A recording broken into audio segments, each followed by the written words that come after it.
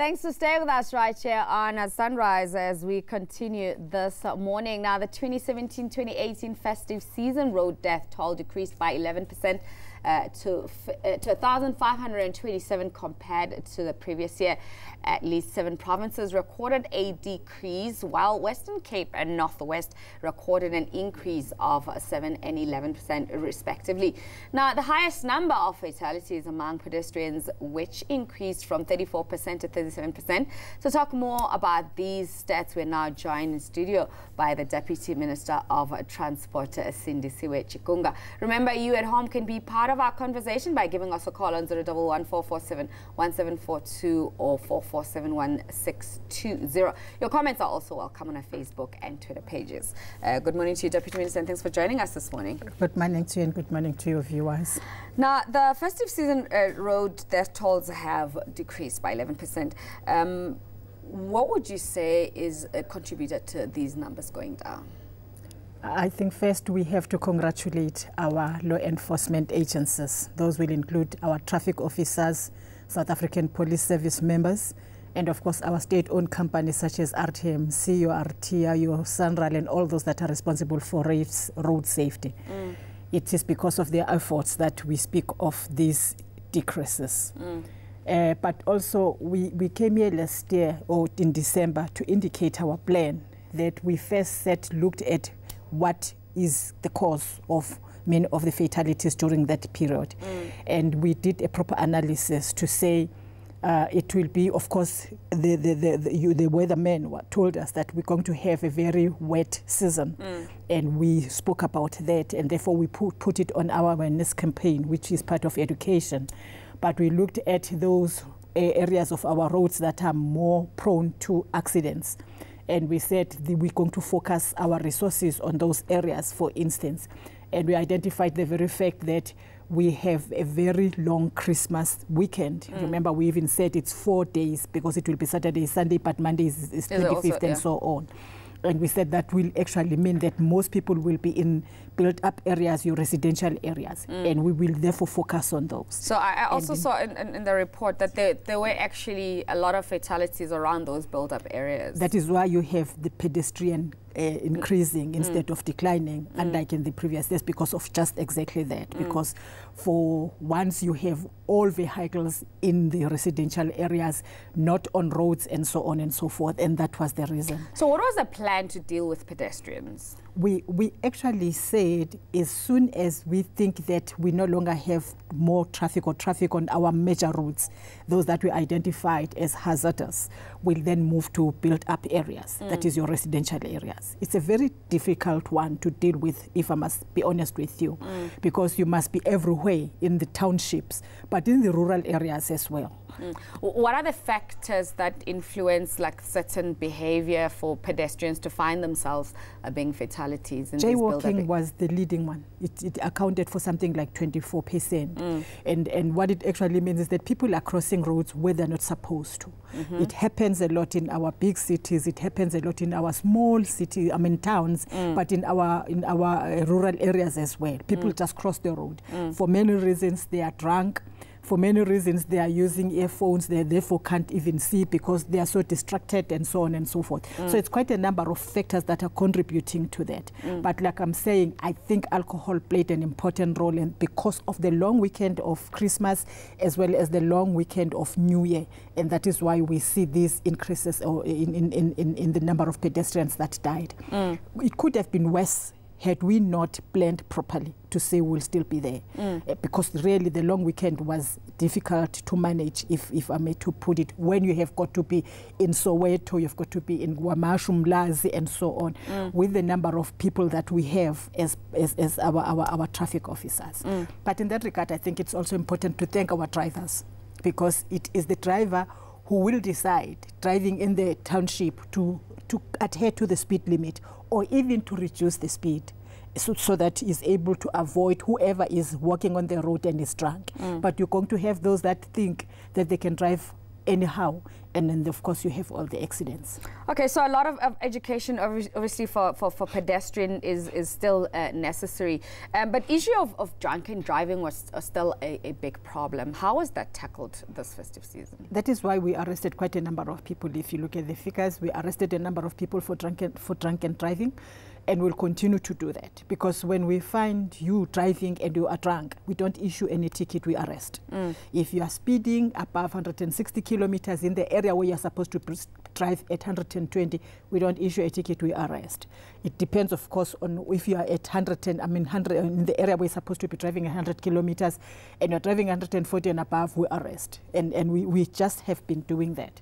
You would not find everybody, but if you look at the number of people that were driving about 200 kilometers, this time around, that number increased because we're everywhere. In fact, this was one festive season where you would drive on a number of major routes and you'd find traffic officers with their operations and stopping vehicles, and that is why. Otherwise, we could have had the worst case scenario, because indeed this was a very wet festive season. Okay, let's take some Facebook comments this morning, and we asked you, of course, what can be done to limit road deaths in South Africa, and this is what you had to say as our viewers this morning.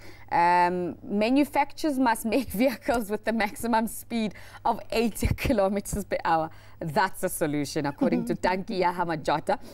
Chico Babai saying, technically speaking, it's impossible. That can't be done by the Department of Transportation. While some people driving recklessly, I even wonder when I see accident scenes just after a corner or a robot like one I saw yesterday, less than 50 meters after a traffic light. Then someone will drive off the road and hit the wall. I mean, what happened? What speed was this person driving in a small built-up area?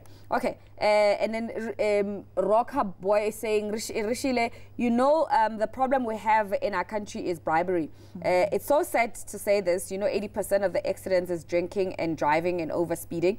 When a person found drunk and driving, overspeed, or he or she got cash, they just take the cash and leave that person and go. I saw most of those things, which is hard to report in this cases. Okay, let's talk a lot about that. There was also a lot of issues where you closed down like driving schools. You dealt with a lot of bribery issues at driving licenses and places where they check cars. They were issued permits without even checking them. So how are you dealing with that as a department? You're so correct. We did that. Maybe let me also mention the fact that we did also arrest motorists who were trying to bribe our traffic officers.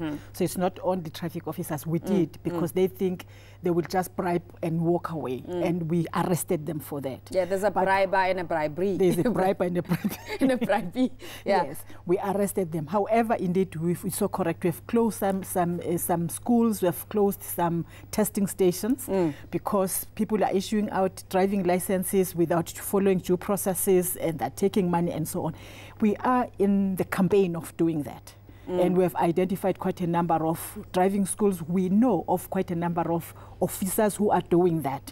It's just that you just can't go and arrest without hardcore evidence. And that is what we are gathering. And indeed, we'll continue doing that even during this year. Even in December, I think we did arrest others even in October last year. And we'll continue doing that because we do believe that one of the contributing factors is the fact that you'll have drivers who cannot drive, but they are on the road because they have driving licenses that they obtained fraudulently.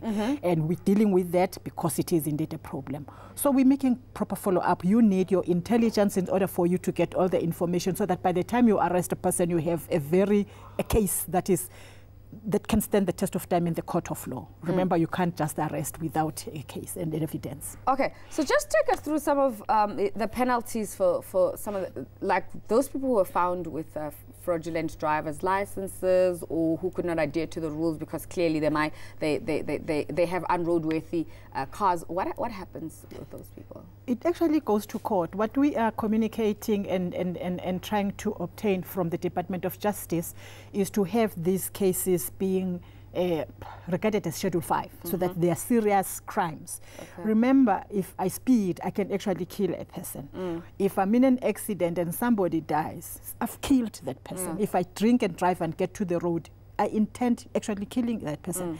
But what is happening right now, these are regarded as minor offenses because they are traffic offenses, and that is why they are not even taking precedence in courts. Okay. And we are negotiating with courts for them to regard this as serious crimes so that it is not easy for a person to get a bail, for instance. But also, if those people must get stiff sentences, so that we send a strong message to those that are abusing alcohol and those that are driving recklessly and killing people. Even if we're happy that we reduce the numbers to 1,676, but it is 1,676 in 45 days. Yeah. That is 45 days. It doesn't happen in other countries in the world. It happens in South Africa. That is in just 45 days. We have 1,676 people dying, not ill. So we're getting into the new year, and one of the biggest challenges that we always face is issues around unroadworthy cars with school transportation and taking children to school. And it's something, you guys have a program around that. How do you deal with that, with scholar transport and things like that? We remember we have a policy on learner transport that was adopted and passed by Cabinet. And we identified the fact that you have different roles that should be played by different departments. The Department of Transport remain responsible for all traffic-related issues, to see that that vehicle is properly identified, that it is a learner transport, and that it is roadworthy, and so on. And so that remains our responsibility. But of course, the Department of Education, or whoever is responsible in the province, depending on what the Premier decides on configuration of the province, and therefore the responsibilities of different ministers and where this should be placed, they will then identify those learners that need learner transport and also ensure that those people are paid. When those learners are in those whatever transport, whether it is a bus or a taxi, on the road will be there as the Department of Transport to ensure that those are roadworthy. If they're not roadworthy, like any other car, we have got to impound them and remove them from the road. So you've got these important responsibilities and roles that we play. All right, so you also deal with schools in rural areas where you give them bicycles? Yes. What is that program about?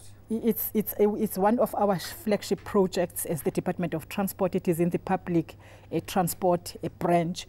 We get bicycles for those learners that first come from families that have an income put together of not more than 1,500, that by right walk a distance of 3 to 5 kilometers to school and back home. However, when you go to provinces, you find that you have children that walk a distance of 15 kilometers to school and without learner transport. And learner transport, we define it as the transport which we give as government and we pay for, or transport that parents pay for. That will still be learner transport. And in that case, if the children do not have learner transport either paid for by parents or government, we then give them these bicycles with helmets, with reflector jackets, and they use them. They remain the property of the school, so that in December, as they bring back the books, they also bring back those bicycles. Like you've said, we were in KZN last week. We gave Mfolozi municipalities about 750 bicycles to 20 schools. And because the number is so big, we then decided that we'll add more because the need is more.